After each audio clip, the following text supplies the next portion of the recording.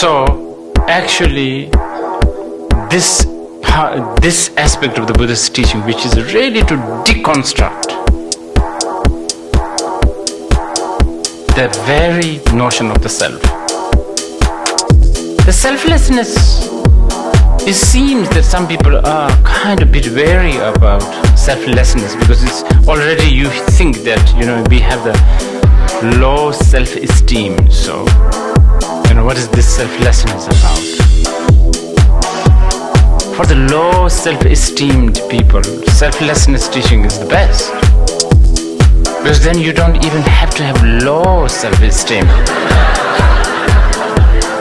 Because so this actually, I should like to point this out. I think it's so important to deconstruct, because human habit is such that because of the way you are brought up, way we are brought up, we have a certain idea coming from childhood, situation, all that, and we develop this habit, and the habit becomes a lump, remember? And later on, we kind of know that this is painful, so we hear things like, the deity, the mantra, the Tathagata Garba, the Buddha nature, it's all so inspiring and all of that, but when it matters, when somebody pinches someone else's bottom, when you miss few lunches or dinner, or when stock market crashes or something like that, the old habit comes back. And then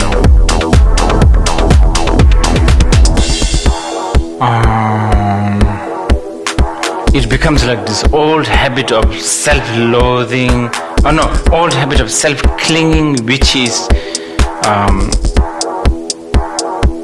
coated by self-loathing and re-coated for the Mahayana and the Vajrayana people, re-coated another layer with Buddha nature, I'm deity, all of that. But inside there's this, the fundamental culprit is still intact. Anyway, so this is a problem, and again, remember the Tenjing dependent arising has two elements, two aspects of the teachings. Buddha taught cause, but not only stopped there, but he also taught how to cut this cause, right? So how did he do that for these kind of people? Well, stages of shamatha, vipassana, which is really basically getting used to the real, the truth, how you should see things, basically, and which then leads us to cutting the root of all this winding and entanglement, and then you actually reach to the nirvana. And very similar to the Pratyekayana Buddha, but which I'm not going to elaborate here. And on top of that, there are type of people, I was talking about different types of people. Then there are type of people who have a much bigger vision, who's not just interested in getting hell out of this and cutting the pain and the suffering, sort of short term, not short term, just that, but who has a much bigger vision. Bodhisattva path is all about vision. The vision is important. I think the Tibetan word is tseme, immeasurable vision. And Americans should be,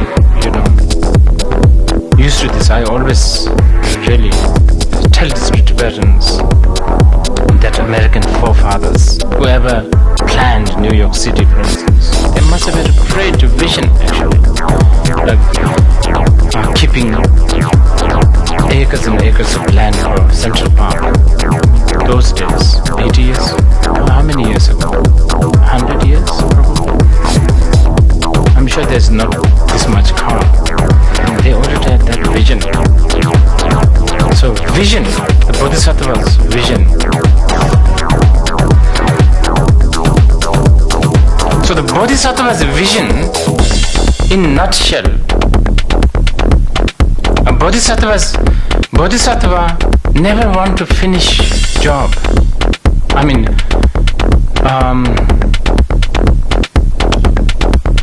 end. The target, the finishing line is never the Bodhisattva's agenda. To reach to the finishing line. You understand? As Pranidhana Raja said, as the sky is limitless, this much there is a sentient being, and my prayer is also this much.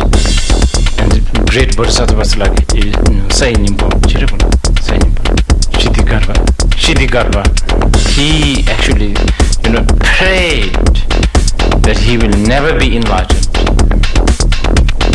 The great vision. And I think this great vision is essentially really one thing that we, people like us, we really needed. Because if you have a big vision, let's say if you're doing a business, if you have a big vision of making $1 billion, few hundred or few thousand, loss, you want, make a big deal out of that, right? Because you have a big vision. So if your vision is not reaching to the finishing line, if your vision is nothing to do with you getting enlightenment,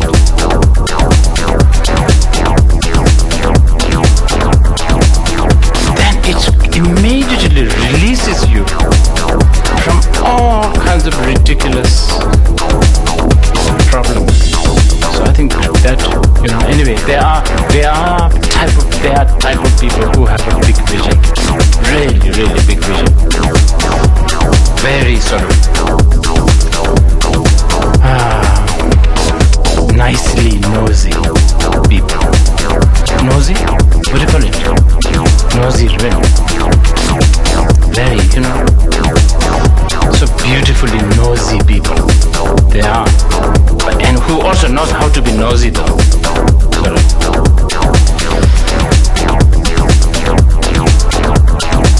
So for them, Buddha in Om Yedar Mahitu Prabha. Okay, I'm still talking about the Om Yedar Mahitu Prabha. That mantra refers to basically, because of that vision, now the cause of the suffering is also looked at in a much bigger way.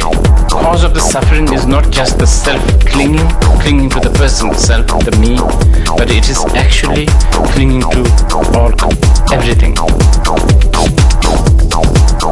So really aspiring to understand the selflessness of everything becomes this paramount. And for that, what do? The Bodhisattvas create. Remember tendril, auspiciousness, or dependent. Okay, now, see, this is a game, remember? How? The game of being bound by cause and condition. So now we play another game to unbound ourselves. So for this kind of visionary people, which you and I, many of us, will supposedly practicing, I guess, we should be really creating this kind of cause and condition through, through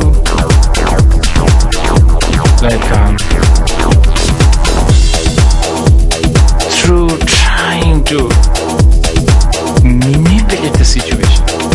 You know, like a glass of milk, and you put a little bit of sugar. Milk is manipulated, corrupted.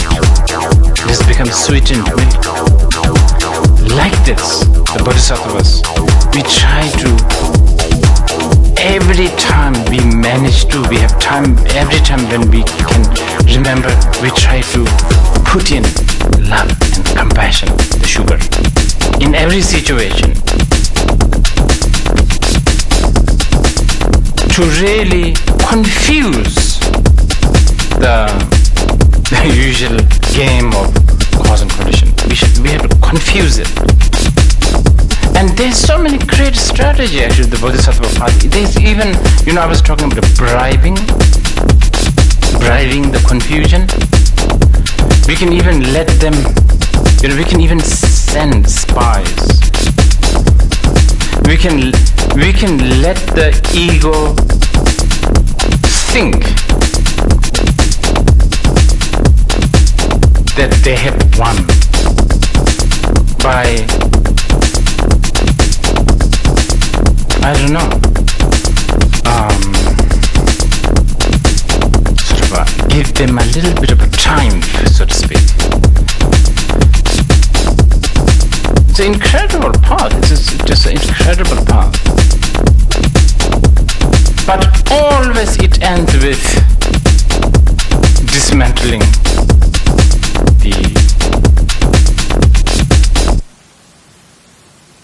the culprit.